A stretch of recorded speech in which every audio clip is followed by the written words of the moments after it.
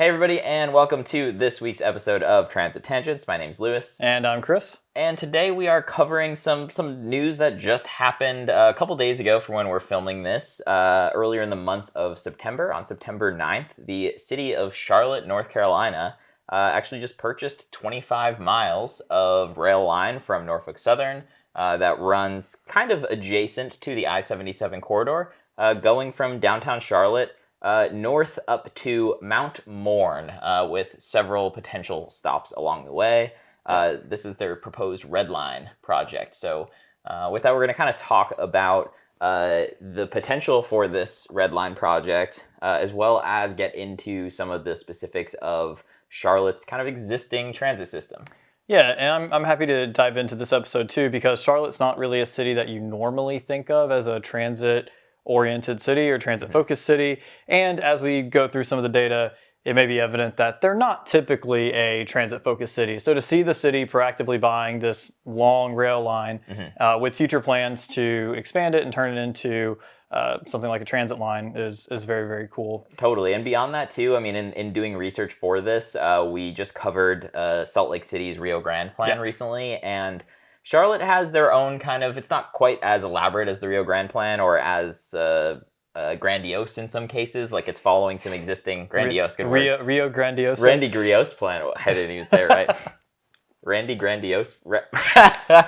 Rio Grandiose. There we go. Randy Grandy? Yeah, what was that? Not sure. Sorry. Anyway, their plan is called the Gateway Project. So we'll kind of get into that, moving Charlotte's existing rail station from kind of like a freight yard in an industrial area that's not walkable to downtown, back into downtown itself. Which does sound very similar to Salt Lake City. Totally. Because our experience arriving into the central station was very semi-industrial,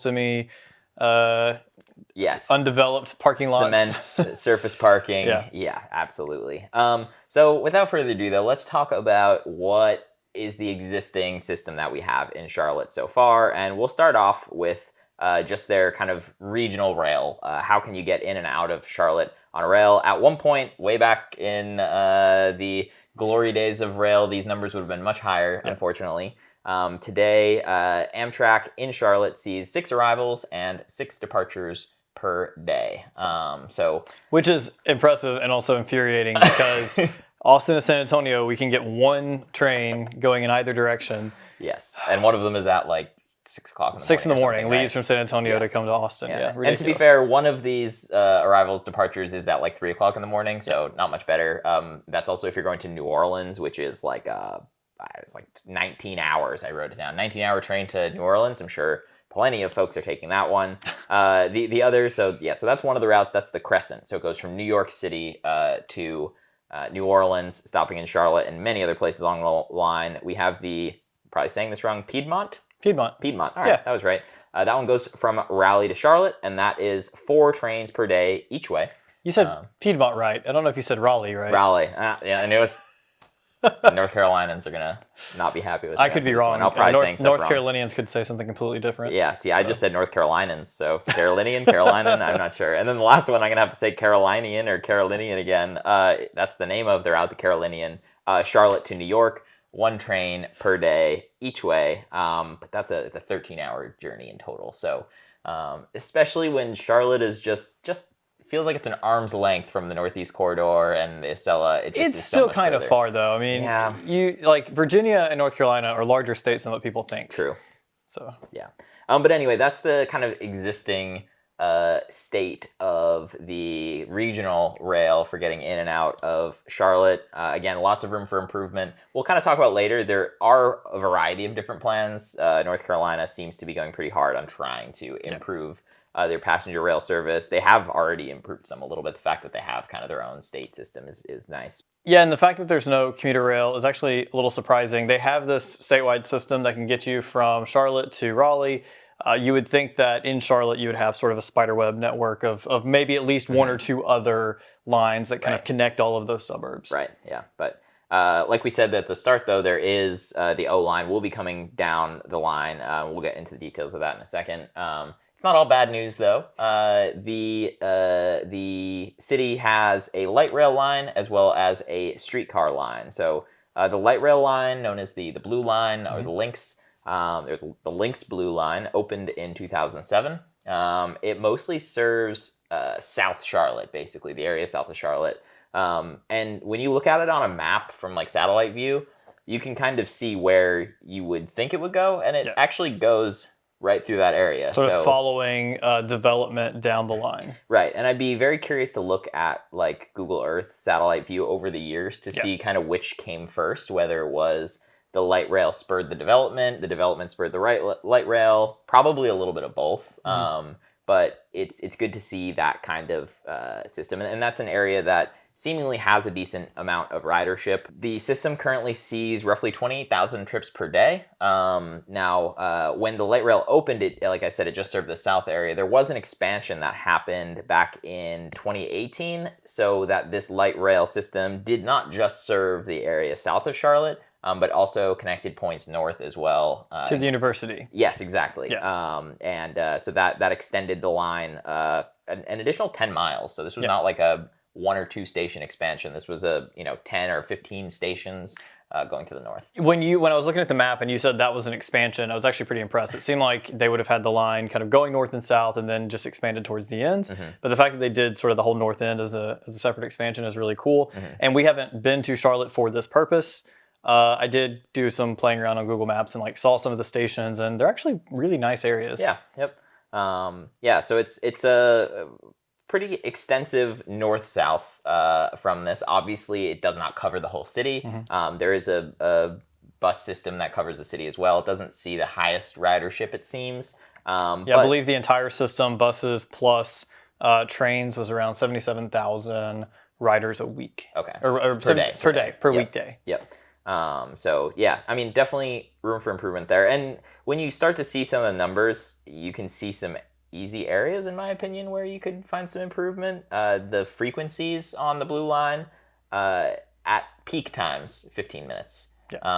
So not horrible for the US, frankly, but peak should be at least every 10 minutes or better, I know you said every 15 minutes the first time, and I was like, well, that's not so bad. I could plan around 15 minutes to go on a trip. Yeah. But I do understand, like, the system would be better if you could show up to a station and every 5 to 10 minutes there was a train. Right. At least at, like, between the hours of 4 and 7, you know what I mean? PM, and the same thing in the morning, maybe between 7:30 and 9:30, have a couple extra trains going back and forth, or add some express trains or, something to kind of speed it up. But 15 minutes at that time frame, I'm imagining pretty crowded light rail cars and hoping that if one train is canceled, now all of a sudden you're sitting there for half an hour. I don't know how often that happens without having the lived experience of being there, but if you're from Charlotte and you see this sort of thing, or you ride the Blue Line, definitely let us know what your experience is with it in the comments. And as we were kind of planning this episode out, I mean, Charlotte, I think, could be an interesting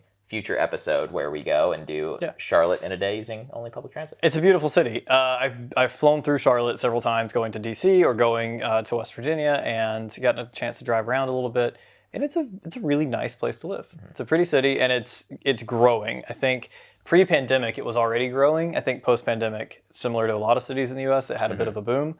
So it would be interesting to go back now and actually see how it translates to the traffic. Absolutely. And I mean, on that note of the growth, I want to point out that Charlotte has done a lot to try to build new housing, make it easier to build new housing. I don't know that it's gone quite as far as what we've seen in the city of Austin necessarily, where like in the last year and a half, it feels like we've gotten rid of parking minimums. The single family lot size, or the minimum lot size, got cut into thirds, something like that. Yeah, it's significantly smaller. And all sorts of like incentives to build and build higher and build more. Essentially, it seems like Charlotte is doing a lot of similar things in the right direction, which will kind of help the existing transit network do better, because transit becomes more feasible and convenient for people when you can walk out of your apartment or your house and be on a train in 5 minutes. If you're far away from the transit lines, and if you can put more people closer to the stations, it will do better. No, I agree. It's almost like we've started to learn that sprawling cities is not the answer. Who would have thought? Who would have thought? I don't know. The last kind of element that we should point out on the Charlotte system is the Gold Line. Yes. We're going to jump right back into this episode in just a second, but first, if you have not liked this video, go ahead and do so. Also, leave a comment. We love reading all of them and respond to as many as we can. And be sure that you are subscribed so that you catch every episode as they come out. Please share this with your friends, and if you don't have time to watch YouTube videos in the future, you can catch us on any of the podcast platforms that are out there. Just be sure to leave us a rating and give us a comment. So the Gold Line is the streetcar system in Charlotte. It opened in 2015 for phase 1. That first phase included about 1.5 miles of total track. It sort of runs, like the Blue Line runs north-south through the city. The Gold Line runs east-west, Right. Kind of through downtown. They did add phase 2 in 2021, where it was roughly 2.5 miles additional track length, but it happened right about the time COVID started to ramp up. So that big investment in the streetcar line got met with a low ridership and has kind of struggled to recover, I think, since they introduced it. Right, and I was reading a couple things online too. They were also having trouble with frequencies. Part of it was because they were having a hard time hiring drivers and whatnot. The streetcar also is just in mixed traffic. It doesn't have its own dedicated lane, basically. So you're going in mixed traffic, which is tough. I mean, it's like a glorified bus at a certain point. Like, I more people will ride a streetcar than a bus. Like we've said, like buses aren't sexy, whatever it may be. But at the same time, I mean, I also saw a tweet from like a Charlotte urbanists group that we'll put up, and it doesn't have signal priority, and there were something like 77 stoplights from start to finish. It might not have been 77. It was like a stoplight every 700 feet. Yeah. Crazy amount of stoplights. And then you wonder why people don't want to ride it. Right. And it's like... Well, and the frequency is low, you said. It's around like 20 minutes per I looked at per Google ride. Maps at the like estimated departures for like a bunch of stations at different times of the day, and I couldn't find better than 20 minutes at all. And, you know, seemingly every 20 minutes with unreliable timelines, if you're sitting at stoplights, is just... leaves something to be desired. But as we've said when we're talking about Salt Lake City and other places, that's low-hanging fruit, though. I mean, like, signal prioritization doesn't have to be super difficult to do. So that's some low-hanging fruit of how you can improve the Gold Line, improve ridership on the Gold Line, improve on-time performance, even like better frequencies, because they will just be able to get through faster. Yeah. So, and they are looking to improve the Gold Line. There are plans to extend the line to about 10 miles long and connect communities further east of downtown Charlotte. However, that current expansion is not, there's no funding for it yet. Right. So it is sort of languishing out there until they can get the funding. This is a great opportunity to reach out to the federal government for the bipartisan infrastructure bill and the amount of money that's out there. I know we're doing that in Austin right now for our own light rail expansion. So I'm sure someone in Charlotte is doing that as well. Absolutely. With that, let's move on to the kind of the headline here, the O-Line purchase. So kind of some top line things here. It was officially purchased on September 9th. It's a 25-mile long route going from Charlotte north up to Mount Morn. As we kind of stated previously, the purchase was $74 million, which it's hard to like gauge if that's a good deal or not, but it feels reasonable. It doesn't seem like it's that bad. Right. 77 million for 25 miles of developed track length of track. Right, and the tracks are also like in good shape. Like it's like from what I can tell, like they could use the tracks. What does that come out? You said 77 miles divided. It's something like 25. It's something like 3 million per mile. Yeah. Look at my quick math. That was quick math. $3,080,000. Sorry. $3,080,000 per mile, and I don't think that's bad, especially when you consider how much it costs to build a mile of rail from in scratch. the US. Yes, significantly higher. There's also I can't find an article to kind of back this up, but a local journalist from Charlotte, and we'll make sure the link's in the description. If you're watching, you can see it on the screen right now. Said that there is potential for 42 one-way trips per day. Scheduled appropriately could make a pretty reliable system. And commuter rail is not going to be like light rail. It's not going to come every 15 minutes. There's no way. It's probably going to be something more like what we see with the Front Runner in Salt Lake City, the Red Line here in Austin. You know, a lot of potential there. Currently, this is predominantly just a single track line. I kind of scrolled through the whole thing on Google Maps earlier. There are a couple little sidings where you could pass and whatnot. But currently it's single tracked. It does look like in the future, if you wanted to, you could double track pretty significant portions of this without needing to purchase new land However, there are a couple areas where it kind of sneaks through some tighter spaces in some neighborhoods or through some industrial area that might be harder to double track. Yeah, and there's definitely benefits for the suburbs outside of Charlotte. This gives people a chance who work in downtown Charlotte to hop on a train and come down. There are sports arenas in downtown Charlotte as well, and sort of a vibrant city scene. So it gives people on the outskirts a chance to enjoy the city of Charlotte without having to worry about driving your car down and finding parking and worrying about everything that comes along with driving your car into a major city. Totally. And I think like this extra connection too is only going to benefit the system as a whole too. I think adding this commuter line will also add additional ridership to the Blue Line, add additional ridership to the Gold Line, and ridership to potential expansions that we'll talk about in a little bit here too. More transit kind of brings more transit essentially. Yep. If people don't need to take a car to get into downtown, then they'll use other ways to get around downtown, and it kind of all what's the It's a snowball effect. It's a snowball effect. There you go. Kind of building the whole thing through. Yeah, and building better transit systems also going to help with more economic development. So, like you were saying, this line goes through some areas that aren't the most developed areas. Again, they're kind of going out to the suburbs, but it does provide an opportunity for more transit-oriented development to happen on the line, at major intersections, at town centers, that kind of thing, which can really spur a lot of economic development. The example I think of is the Silver Line in the DC metro area that goes through Virginia. And if you ride that Silver Line all the way out to Dulles Airport, at each of those little town centers, you have office buildings that have popped up, new restaurants, new shopping areas. And this becomes something that doesn't only serve the transit riders, but it also serves the communities around this transit development, because now they have a place to go and shop. Now they have a place that they could potentially get a job to go work.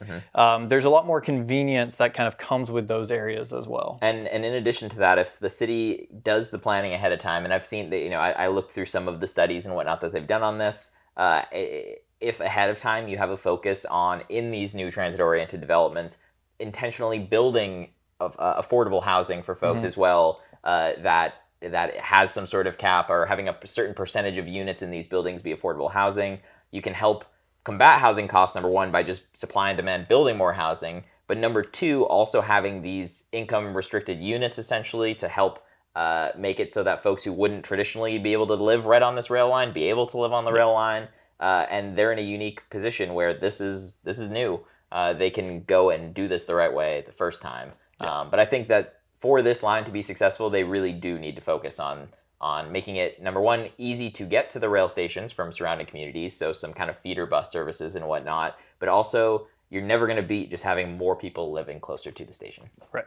And all of this kind of culminates into what I was struggling to describe as the Rio Grande plan of Charlotte. I don't even remember what I said. The Randy Grandy. The Randy Grandy plan, which is the new gateway station potential, which would be a center kind of transit hub where the O-Line / Red Line kind of commuter rail would go, the Amtrak existing and potential future additional services would go, the Blue Line and the Gold Line currently go. Bus routes, a lot of them run through this area already, culminating into one nice central station that is actually in the city of Charlotte. The other station's in the city, but downtown Charlotte, in a walkable area, close to where people live, work, hang out, go to sports games, all of this stuff. So the gateway station. And this would build all sorts of, in a lot of the kind of conceptual drawings and renderings of this, we're seeing a couple new big skyscrapers in the downtown area, with building a whole bunch more housing, offices. There's talk of a practice field for one of the sports teams, all of this stuff really culminating in a center transit hub that is also just close to all of the things downtown that people want to do and see. Yeah, it's almost like we're going back in time, because this is how transit worked in the past, before we were such a car-centric culture. You had a centralized system that took people into the heart of the city. Yeah. It's how it works everywhere else in the world, and somehow American urbanists are looking at this and saying, hey guys, we've discovered this new frontier. Did you know you could build a station in the middle of the city and people might use it?